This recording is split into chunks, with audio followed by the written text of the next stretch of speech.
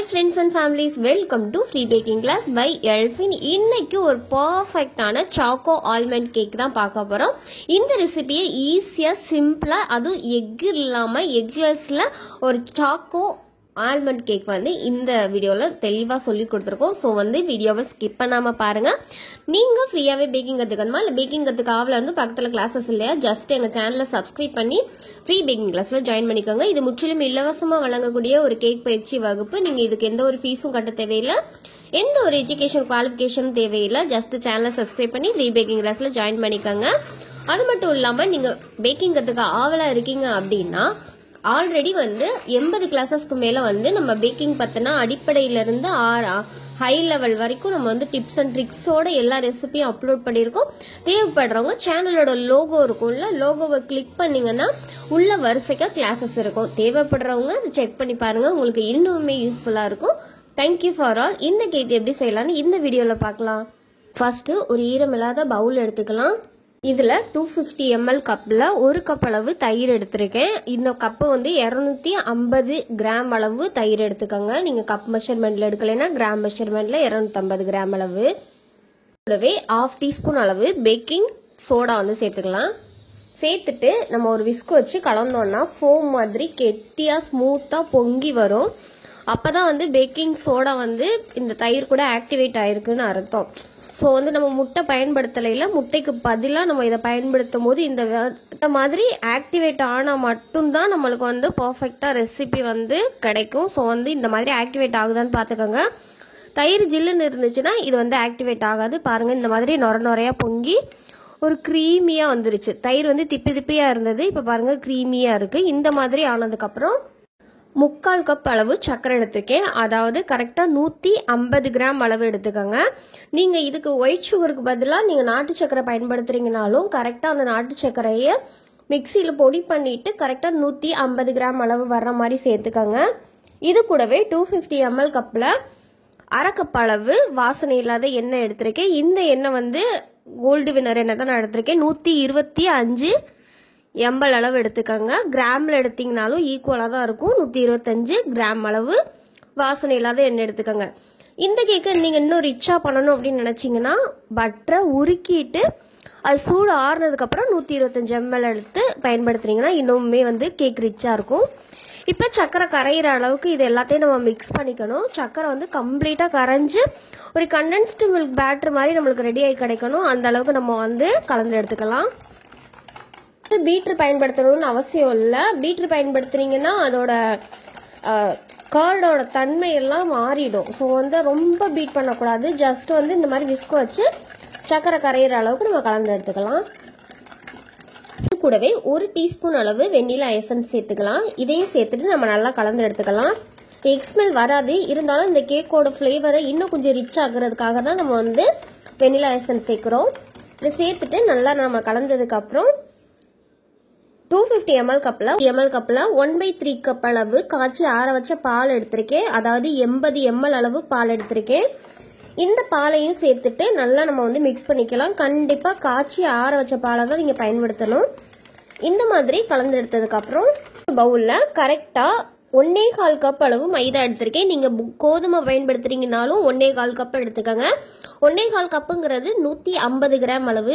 இது கூடவே dark cocoa powder வந்து கரெக்டாக 30 கிராம் அளவு எடுத்துக்கோங்க. டோட்டலாக 180 கிராம் அளவு வர்ற மாதிரி எடுத்துக்கலாம். இது கூடவே 1/2 டீஸ்பூன் அளவு பேக்கிங் பவுடர் சேர்த்துட்டு இது எல்லாத்தையும் ஓரளவுக்கு மிக்ஸ் பண்ணிவிட்டு நீங்கள் ஜலிக்கிறதா இருந்தாலும் ஜலிச்சுக்கோங்க. இது வந்து டைரெக்டாக நம்ம வந்து விஸ்க் வச்சு தானே கலக்க போகிறோம். அந்த அளவுக்கு கட்டிகள் எதுவும் இல்லாத அளவுக்கு கலந்துக்கலாம். அதனால தான் நான் வந்து வெறுமனே இந்த மாதிரி கலந்து எடுத்துக்கிறேன். நீங்கள் வந்து சல்லடை பயன்படுத்தி சலிக்கிறதா இருந்தாலும் ஒன்றும் பிரச்சனை இல்லை. இப்போ இந்த ரெடி பண்ணி வச்சுருக்க மாவை வந்து இந்த பேட்டரில் நம்ம சேர்த்துக்கலாம். சேர்த்துட்டு கட்டிகள் எதுவும் இல்லாத அளவுக்கு ஒரு ஸ்மூத்தான பேட்டரை வந்து கலந்து எடுத்துக்கோங்க. நான் பயன்படுத்துகிற கொக்கோ பவுடர் வந்து சாக்கோவில் அப்படிங்கிற பிராண்டோடது. ஸோ வந்து அது டேஸ்ட் வைஸுமே ஒரிஜினல் சாக்லேட் எப்படி இருக்குமோ அந்த குவாலிட்டியில் இருக்கும். ஸோ முடிஞ்ச அளவுக்கு டார்க் கொக்கோ பவுடர் வந்து குவாலிட்டியானதாக பயன்படுத்த வந்து பழகிக்கோங்க. ஏன்னா 150 ரூபாயிலையும் கிலோ கோகோ பவுடர் இருக்குது. ஸோ வந்து அது வந்து குவாலிட்டியாக இருக்காது. நம்ம கோகோ பவுடர் எந்த பவுடர் சேர்க்குறோமோ அந்தளவுக்கு தான் கேக் ரிச்சாக வரும். ஸோ இந்த மாதிரி நல்லா நம்ம கட்டிகள் எதுவும் இல்லாத அளவுக்கு கலந்து எடுத்துக்கலாம். மாதிரி கேக்கோட பேட்டர் வந்து இந்த க்ரீமினஸ் எப்படி இந்த ஃபோம் மாதிரி இருக்குமோ அந்த மாதிரி ஒரு டெக்ஸ்சரில் தான் இருக்கும். பாருங்கள், இந்த அளவுக்கு திக்காக இருக்கணும். நீங்கள் வந்து இன்க்ரீடியண்ட்டை கரெக்டாக யூஸ் பண்ணிங்கன்னா இந்த மாதிரி பக்குவத்தில் உங்களுக்கு கிடைக்கும். கட்டிகள் எதுவும் இல்லாத அளவுக்கு கலந்து எடுத்ததுக்கப்புறம் நம்ம 1/2 kg ஸ்கொயர் கேக் டின் இருக்குல்ல, அதை வந்து நான் எடுத்திருக்கேன். இதில் வந்து பட்டர் பேப்பர் மட்டும் போட்டு எடுத்திருக்கேன். இப்போ நல்லா ஒரு டைம் கலந்துட்டு நம்ம ரெடி பண்ணி வச்சுருக்க பேட்டரை இதில் சேர்த்துடலாம். இந்த மாதிரி நம்ம டின்னில் சேர்த்ததுக்கப்புறம் ஒரு டூத் பிக் வச்சு எல்லா இடத்தையும் நம்ம ஈவன் பண்ணிக்கலாம். அப்போ தான் வந்து மழை போல் குவிஞ்சு வராமல் நல்லா ஃப்ளாட்டாக நம்மளுக்கு வந்து கேக் வரும். மேக்ஸிமம் நம்ம தயிர் கேக் எல்லாமே ஓவராக உப்பி தான் வரும். அதுக்கான பாத்திரங்கள் கரெக்டான அளவு குறுகலான பாத்திரத்தில் நிறைய மாவு சேர்த்திங்கன்னா உங்களுக்கு பொங்கி தான் வரும். அதே நேரத்தில் சக்கரை அதிகமாக பயன்படுத்திங்கனாலும் உங்களுக்கு பொங்கி தான் வரும். ஸோ வந்து கரெக்டான மெஷர்மெண்ட்டுக்கு கரெக்டான டின்னு யூஸ் பண்ணிங்கன்னா கண்டிப்பாக பர்ஃபெக்டாக வரும். இந்த மாதிரி நம்ம டேப் பண்ணிக்கலாம். இது கூடவே துருவி எடுத்த பாதாம் தூள் வந்து நான் வச்சுருக்கேன். நீங்கள் எந்த நட்ஸ் விருப்பமாக இருக்கோ அதை வந்து சேர்த்துக்கலாம். ஆனால் சாக்கோ ஆல்மண்ட் கேக்குங்கிறது அதுக்கு வந்து நம்ம ஆல்மண்ட் சேர்த்தா தானே அது பர்ஃபெக்டாக வரும். ஸோ வந்து நம்ம வந்து பாதாமை நல்லா குட்டி குட்டியாக கட் பண்ணி இதில் வந்து சேர்த்துக்கலாம். நீங்கள் வேறு எந்த நட்ஸும் இது கூட ஆல்மண்ட் கூட வேறு எந்த நட்ஸ் நீங்கள் சேர்க்குறா இருந்தாலும் நீங்கள் சேர்த்துக்கலாம், ஒன்றும் பிரச்சனை இல்லை. 70 டிகிரியில் top and bottom rod section on பண்ணிவிட்டு கரெக்டாக 10 நிமிஷத்துக்கு ப்ரீ ஹீட் ஆன் பண்ணிக்கோங்க. அதுக்கப்புறமா இந்த டின்னை உள்ளே வச்சுட்டு 170 டிகிரியில் 35லேருந்து 40 நிமிஷம் அளவுக்கு பேக் பண்ண டைம் வந்து செட் பண்ணிக்கோங்க. 170 டிகிரியில் குக்கரில் பேக் பண்ணுறீங்கன்னா சிம்மில் வச்சுட்டு 35 நிமிஷம் வரைக்கும் நீங்கள் வந்து பேக் பண்ணி எடுத்துக்கலாம். குக்கர்லேயோ பிரியாணி பாத்திரத்துலையோ எப்படி பேக் பண்ணுறதுன்னு கிளாஸ் 2ல் அப்லோட் பண்ணியிருக்கேன். தேவைப்படுறவங்க செக் பண்ணி பாருங்கள், உங்களுக்கு இன்னுமே யூஸ்ஃபுல்லாக இருக்கும். நம்ம கேக் வந்து சூப்பராக ரெடி ஆயிடுச்சு. நான் வந்து இதை நல்லா ஆறுனதுக்கப்புறம் தான் நம்ம வந்து டீமோல்ட் பண்ணணும்.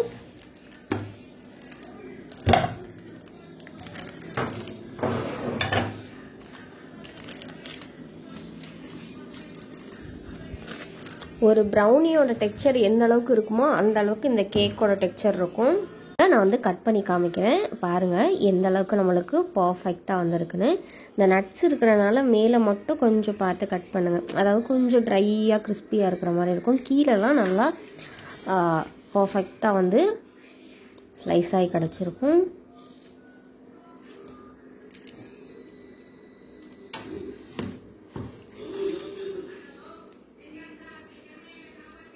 பாருங்கள் நம்ம கேக் வந்து எவ்வளோ பர்ஃபெக்டாக எவ்வளோ அடர்த்தியாக எவ்வளோ ரிச்சாக வந்திருக்குன்னு. நம்ம கேக் வந்து எவ்வளோ அழகாக எவ்வளோ பர்ஃபெக்டாக வந்திருக்குன்னு. இந்த மாதிரி ஒரு பர்ஃபெக்டான டெக்ஸ்சரில் வரணும்னா நம்ம கொடுத்துருக்க மெஷர்மெண்ட்டை கரெக்டாக ஃபாலோ பண்ணிங்கன்னா பர்ஃபெக்டாக இந்த மாதிரி ஒரு சாக்கோ ஆல்மண்ட் கேக் வந்து நீங்களும் பண்ண முடியும். ஸோ வந்து வீட்டில் ட்ரை பண்ணி பாருங்கள். இதுக்கு வந்து விப்பிங் க்ரீம் நீங்கள் சேர்க்கணும் அப்படின்னு நினச்சிங்கன்னா இது வந்து 3 லேயர்ஸாக கட் பண்ணிவிட்டு இதில் வந்து விப்பிங் க்ரீம் வச்சும் நீங்கள் பண்ணலாம். பட் இது எக்லெஸ்ங்கிறனால வந்து விப்பிங் க்ரீம் சேர்த்துட்டு ஒரு 3 days வரைக்கும் ஃப்ரிட்ஜில் வைக்க முடியாது, ஏன்னா ஹார்ட் ஆயிரும்.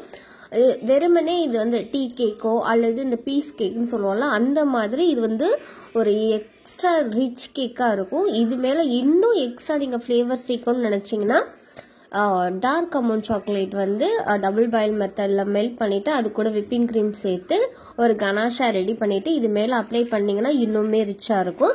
ஸோ வந்து இந்த கேக்கை எல்லோரும் கண்டிப்பாக ட்ரை பண்ணி பார்த்துட்டு ஃபீட்பேக் சொல்லுங்கள். இந்த கேக் வந்து ரூம் டெம்பரேச்சர்லேயே 3 days வரைக்கும் இருக்கும். 3 daysக்கு மேலே வந்து அந்த தயிர் சேர்த்துருக்கனால அந்த பூஞ்சைகள் வந்து வளர ஆரம்பிச்சிடும். அதுவும் 3 daysமே கையில் ஈரம் எதுவும் இருக்கக்கூடாது. அதே நேரத்தில் டைட்டாக க்ளோஸ் பண்ணி வைக்கக்கூடாது. டைட்டாக க்ளோஸ் பண்ணி வச்சிங்கன்னா அதில் நீராவி உருவாகி பூஞ்சைகள், அதாவது இந்த காளான் அந்த மாதிரி சொல்லுவோம்ல அந்த மாதிரி வளர ஆரம்பிச்சிடும். ஸோ கிட்டுரும். ஸோ வந்து எந்த அளவுக்கு பாதுகாப்பாக ஒரு பாக்ஸில் லைட்டாக காற்று போகிற மாதிரி நீங்கள் ஸ்டோர் பண்ணி வச்சிங்கன்னா பர்ஃபெக்டாக இருக்கும். எல்லோரும் இந்த ரெசிபியை ட்ரை பண்ணி பார்த்துட்டு ஃபீட்பேக் சொல்லுங்கள். Thank you for all.